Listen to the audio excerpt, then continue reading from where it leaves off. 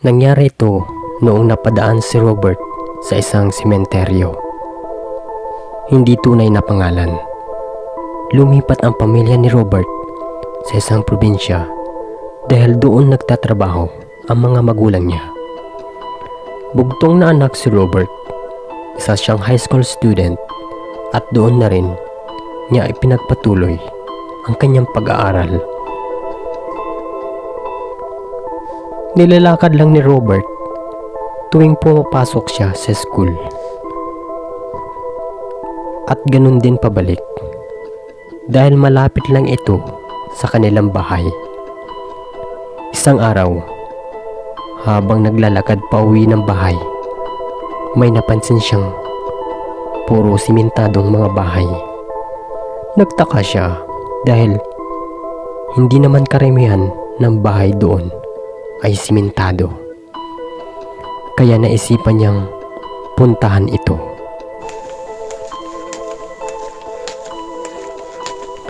Hindi pa siya nakakalapit nang mapansin niya ang isang nakatayong krus. Lumang-luma na ito. Marami na ring mga matataas na damo ang tumutubo. Doon niya napagtanto na isa pala itong sementeryo.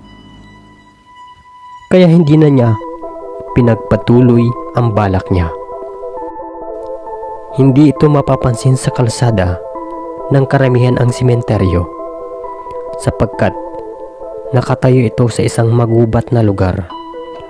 Malalaman mo lang itong sementeryo kapag nakalapit ka na.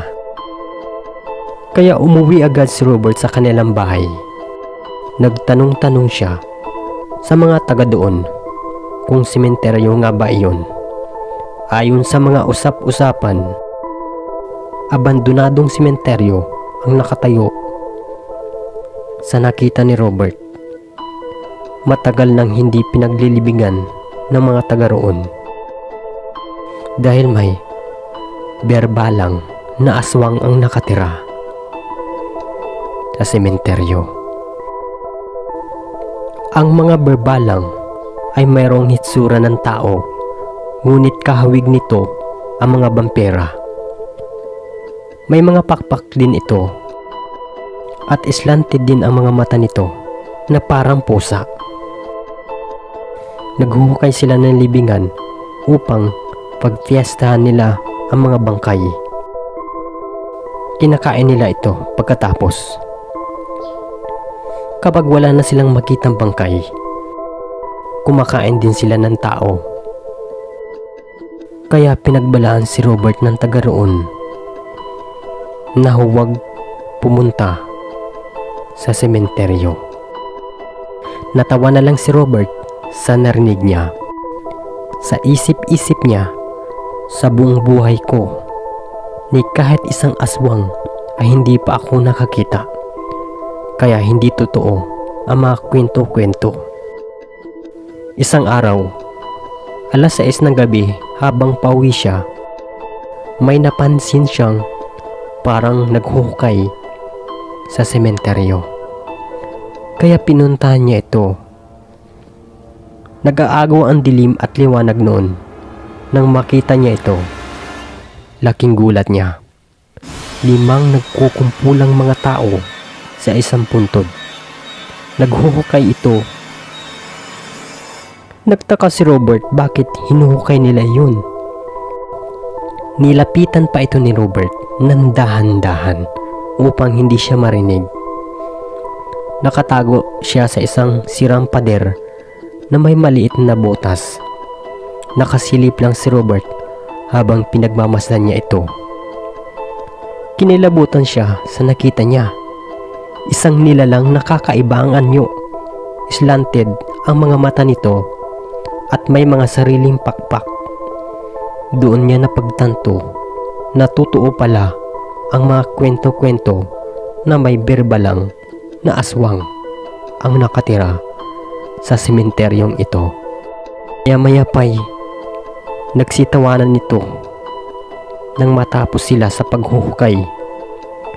Nakatingin lang si Robert habang kinakain ng mga berbalang ang mga bangkay na nahukay nila Nanginginig si Robert sa takot. Dahil doon, aakmang aalis na sana siya nang biglang nasagi niya ang mga nakakalat na mga lata.